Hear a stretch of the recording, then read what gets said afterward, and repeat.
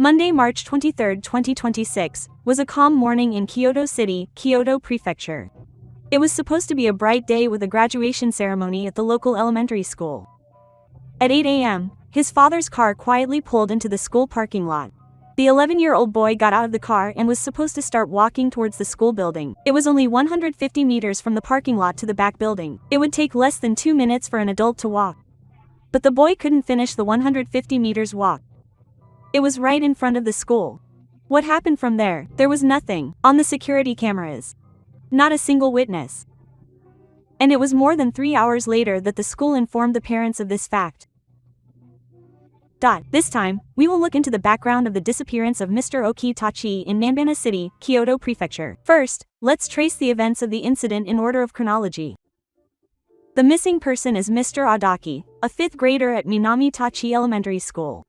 He was 11 years old at the time, about 134.5 centimeters tall, thin, and had single black hair. On this day, Yuki was wearing a yellow hat, a gray sweatshirt with a basketball logo and the number 84 on the chest, beige pants, black sneakers, and a yellow school backpack. What is a school backpack? It is a school backpack used mainly by Kyoto students. It is used instead of a school bag and features a striking color scheme with yellow and black as the main colors. From the perspective of traffic safety, it has also been adopted as a school-designated bag by the city's Takasobi Elementary School. Now, let's follow her movements on the day. At around 8 a.m., the car driven by her father arrived at the parking lot of the after-school children's club adjacent to the elementary school grounds. Yuki got off. This was the last sighting by a third party. She was dropped off right at the school. Here, I will explain some important background. The school campus in that area is very large, and Yuki is about 9 kilometers away. A school bus runs to the distant campus, and parents routinely drive their children to and from school. Furthermore, this day was an unusual day for the graduation ceremony. In other words, the fact that her father was there to greet her was not at all unnatural, considering the circumstances in the southern part of the city. I see, it's different from the way things are in the city, and since it was the graduation ceremony that day, only the 5th and 6th graders would be posting. Yuki was scheduled to walk through the ceremony as a representative of the current high school students. Compared to a normal graduation day, the number of students in the school was significantly lower and the flow of people was limited. This is an important point. When the homeroom teachers conducted the health check at 8:30 a.m., the seats were empty. They knew that Yuki hadn't posted. If that was the case, they would have contacted the family immediately. No, this is the biggest problem. The homeroom teacher shared the information with the school nurse at around 9 a.m., but did not call the parents. Preparations for and the progress of the graduation ceremony took priority. Meanwhile, the father, who knew nothing about this, went to the school to pick up his son at around 11:30 a.m. to match the departure time. And at the same time, around 11:45 to 11:50 a.m., the homeroom teacher called the parents. Yuki hadn't posted. What? The father was surprised that more than 3 hours had passed, and he reported it to the 200 yen staff at around noon, and the Kyoto Prefectural Southern Office immediately began investigating. However, approximately 4 hours had already passed between the time Saki got out of the car and the time she reported the incident. We will discuss in more detail later how serious this gap in time made the situation. The initial response of the elementary school in question was the one that received the most severe criticism in this incident. From the time the absence was discovered at 8:30 a.m. until the parents were contacted at 11:45 a.m., the school did not allow either parent in for approximately 3 hours and 15 minutes. Why did this happen? The principal of the elementary school stated this in an interview with reporters. The absence was known at the 8:30 a.m. health check, but they were slow to contact the family. They regret that they should have checked properly, even at the ceremony. The joint effort also acknowledged the absence as an organizational issue, saying that teachers other than the homeroom teacher should have checked thoroughly. Is it okay to postpone checking the safety of children just because it's a graduation ceremony? Of course not. However, we need to look at this calmly. Can we immediately judge that the absence of one child is an emergency during the graduation ceremony, the school's biggest event? The reality is that there are cases where parents regularly attend the day due to illness, or parents who let their children stay home without contacting the school. It is possible that the teachers and staff on the scene did not immediately associate absence with missing person. But as a result, 3 hours were lost. That was the infamous part. The first few hours after a missing person case occurs, especially when it is automated, are called the golden time. The longer time passes, the further the person involved will have traveled, making it difficult to gather eyewitness information while their memories are still fresh. If the parents had been contacted at 8:30 a.m., a report would have been made around 9 a.m., and the initial search would have taken more than 3 hours. It is also possible that more eyewitness information would have been collected from passers-by and local residents during the daylight hours, if those 3 hours had been available. However, this is hindsight. Even if a report had been made immediately, no one knows whether Saki would have been found. It is impossible to say for sure, but there is no doubt that the 3-hour gap affected the initial response. And this problem is not limited to that elementary school. How do you ensure the safety of absentees on special occasions such as graduation ceremonies and entrance ceremonies? This is a structural issue shared by schools all over Japan. Both the progress of the event and safety management are important, but there was no system in place to address them. That is correct. Rather than leaving it up to one person's judgment, there was a system in place where managers and administrative staff could centrally check on absentees on the spot. This organizational system was not in place at this school. This should not be seen as a human error, but as the pulsation of the system. Upon receiving the father's 100th report, the Kyoto prefectural government began an initial search on March 23. The following day, the 24th, a search team of about 300 people was organized, and on the 25th, about 200 people were deployed. It was a large-scale search involving a total of over 500 people, including police officers, fire department staff, local fire brigade members, and local residents. With that many people searching, nothing was found. The search area extended to a wider area. The search included the Hyobu area, the riverside along the school route and the Katsura River, the Akiya and parks near Miwa, and the area around Sachi's home, which was about 9 kilometers from the school, and the entire route in between. Police powers were also deployed at an early stage, and a scent trail was conducted starting from the parking lot. Despite such a thorough search, on March 25, Kyoto Prefecture released a photo of Sachi's face, her physical characteristics, and the clothes she was wearing on the day, and appealed to the general public for information. Here is a noteworthy analysis. Former Superintendent Detective Yoshikawa Yuji said this about the early release of her face photo: when a person goes missing, kidnapping is a real possibility in some cases. This type of release is made when the possibility of kidnapping is low. In other words, the police judged that the possibility of kidnapping was low. According to Yoshikawa City, even if there is a high possibility of kidnapping, it is usually avoided to easily release information about the victim, as it could provoke the perpetrator. The decision to release the face photo suggests that the involvement of investigative authorities is considered low. However, Yoshikawa City itself emphasizes that this is merely the current assessment of the search area and does not completely rule out the possibility of a crime. But if 500 people have searched but she has not been found, where on earth did she go? One of the most puzzling aspects of this case is that there is not a single witness to Saki. The elementary school is located in the urban area of Minamihara City and its extension. The surrounding area includes residential areas, parks, riverbanks, and national highways, and at 8 a.m. residents are already active, so it's not an uninhabited area. There should be someone passing by, not just the people attending the graduation ceremony. A TV Asahi reporting team is conducting interviews on site. A woman who was walking near the school at the same time that day testified. I went for a walk with my parents, child, and dog, but I didn't see Yuki. I think you'd be able to tell if a child was walking alone because you'd notice them right away. The only people I saw were grandpas and grandmas playing gateball in a nearby park. Does that mean there weren't that many people? This testimony shows how quiet it was around the school that day. Only 5th and 6th graders posted on graduation day. Compared to regular posting days, the flow of people outside the school was significantly reduced. In situations where there aren't many people around, even a slight timing difference can easily create a moment when no one sees them. A place that should have been visible had changed to a place that wasn't visible. We also received some interesting testimony from local residents about the cars dropping off their children. Everyone drives to the back of the school grounds. It's easier to drop them off there, and there are places where you can make a quick turn. It's hard to understand how someone could drop her off there and then go missing. That's the kind of place where she would normally be picked up and dropped off. And here's what a classmate's parent had to say about Yuki's personality. She was close to us and we played together a lot. She was a very honest, cheerful, cute, and friendly type of girl. I don't think she's the kind of girl who would suddenly disappear. Quote. The phrase, "she's the kind of girl who would suddenly disappear," best sums up the strangeness of this incident. The next thing to note is the security camera footage. There were 2 security cameras installed at the elementary school. One was filming the direction of the playground. The other was filming the direction of the main gate. The camera facing the playground recorded her father's car entering the premises and then leaving on the other side of the property. However, the moment Yuki got out of the car was outside our house, so it's not recorded on the footage. The specialist camera also didn't record Yuki at all. Why aren't the crucial scenes captured even though there are security cameras? This is where an important inference can be made. Normally, a car would get out of the car in the parking lot, cross the playground, and enter through the main entrance of the back building.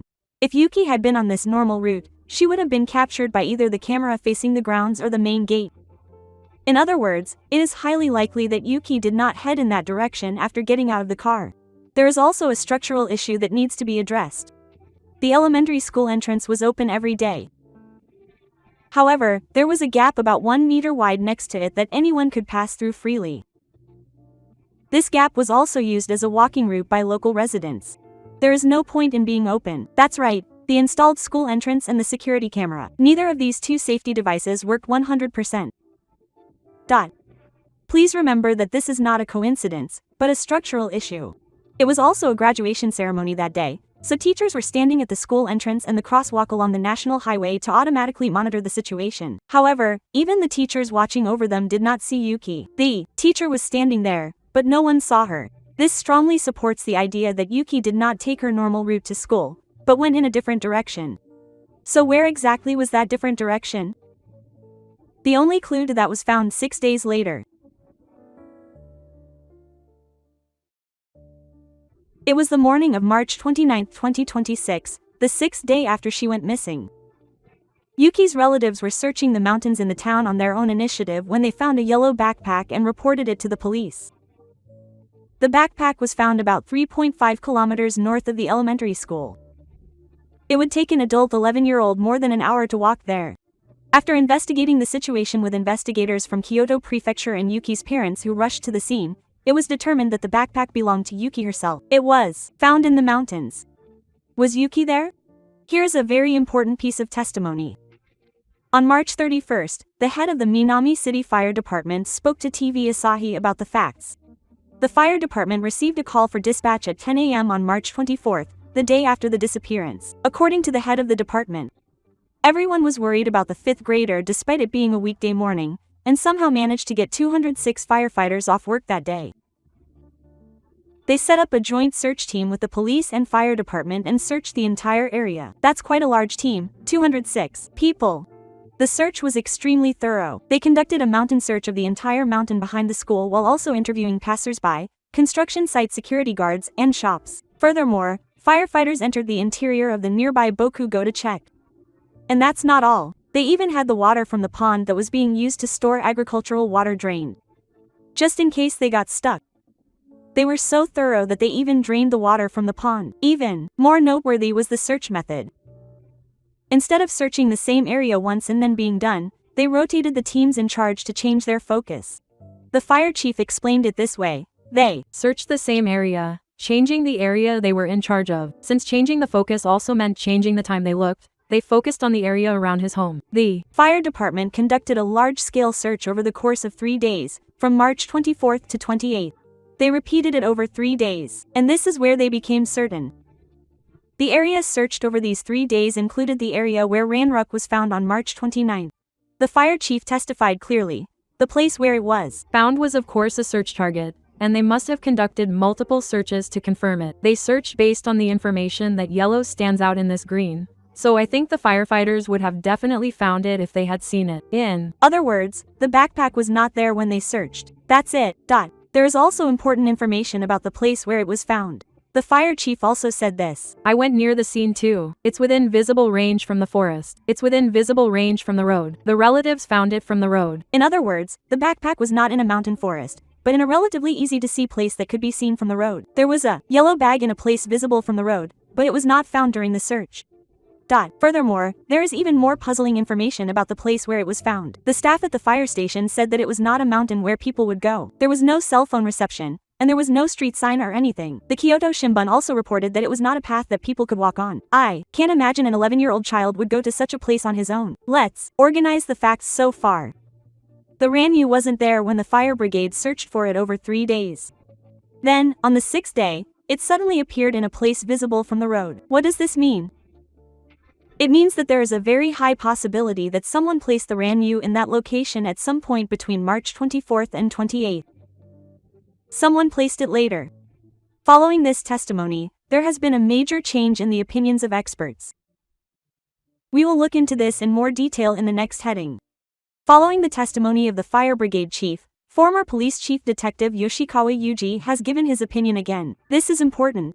In his previous appearance, Yoshikawa City stated that it was highly unlikely that someone else had done it. However, this time they have clearly updated their opinion. What has changed? Yoshikawa City has this to say. There have been cases like this before. There is a pattern where evidence and medical supplies are found in places that were seen the day before. The possibility that it was the person's will or that it was a third party's doing is very high. In other words, the possibility of a crime has become stronger. The possibility of a crime has become stronger. Furthermore, Yoshikawa City has analyzed the circumstances of the location where it was found. If it was not the person himself but a third party, it must be moved urgently in some way. It is conceivable that a passerby or car came by. There are some strange movements, including from the person who moved it. In other words, if a third party created the backpack, it is possible that they originally intended to hide it deep in the mountains, but noticed the approach of passers-by or cars and hurriedly placed it there. The fact that it was placed in an unnatural place visible from the road and the testimony that it was not there when the fire department searched. When combined, this analysis is highly convincing. This is starting to sound scary. Let's organize the three hypotheses again here. However, this is based on the testimony of the fire chief and the updated opinion of Yoshikawa City. First, it is possible that Yuki herself came to wake up the backpack later. This is a scenario in which Yuki survived while hiding somewhere and for some reason moved it to another location. However, it is extremely difficult for an 11-year-old child to survive in the mountains for days without food, water, or a cell phone.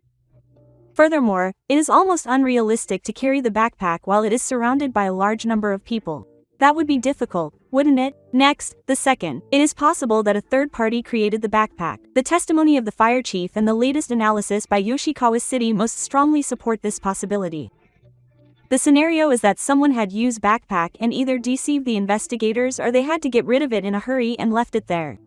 If that is the case, then several facts can be explained if Yuki accepts this possibility. She was not captured on any security cameras. There were 0 witnesses. There is no record of her riding a train or bus. Yu got into someone's vehicle immediately after getting out of her car. If she was given a ride, all of these would be consistent. However, direct evidence to support this has not yet been found. The third possibility is that she was overlooked in the search for firefighters. However, the fire chief, Jishin, has this to say about this. She was not found after 23 attempts, and was discovered by a relative on the 29th. It is shocking, but since they were searching based on the information about the yellow mark, I think that if a firefighter had seen her, they would have definitely found her. Furthermore, the location where she was found was within sight of the road. It is physically almost impossible for a search team member who has conducted multiple searches with the aim of finding the yellow backpack to overlook a yellow object in a green area visible from the road. So it was placed there after all. On March 31st, another important fact was revealed. As a result of the police operation, there is no record of Yuki riding a train or bus since March 23rd, when she went missing. Furthermore, Yuki was not carrying a mobile phone. In other words, she did not travel by public transportation. Yuki either walked after getting out of the car or got into some kind of vehicle. In the case of a school building, this means that a third party's vehicle was involved. What do you think about this incident? Please let me know in the comments. The testimony of the fire chief has completely changed the way we see the incident. The Kyoto Prefectural Group is still continuing to investigate from both the perspectives of crime and accident. There has been no announcement that it has been officially classified as a second incident. Although the testimony of the fire department is important in direct evidence, there is no physical evidence, such as video footage, that directly proves that the backpack was placed there. However, there is no doubt that the investigation has reached a turning point, moving from self-consultation to examining the possibility of a crime. Finally, I would like anyone who remembers passing by the area around that elementary school around 8 a.m. on March 23, 2026, to check the footage from their dashcam. Try to recall if you remember seeing a child wearing a yellow hat and a gray sweatshirt. Even trivial information is fine. Kyoto Prefectural Police Department, Community Safety. Phone number, 0771620110. One piece of trivial information could be the key to returning Yuki-san to her family. Well then, I will end it here for this time. Thank you for watching until the end.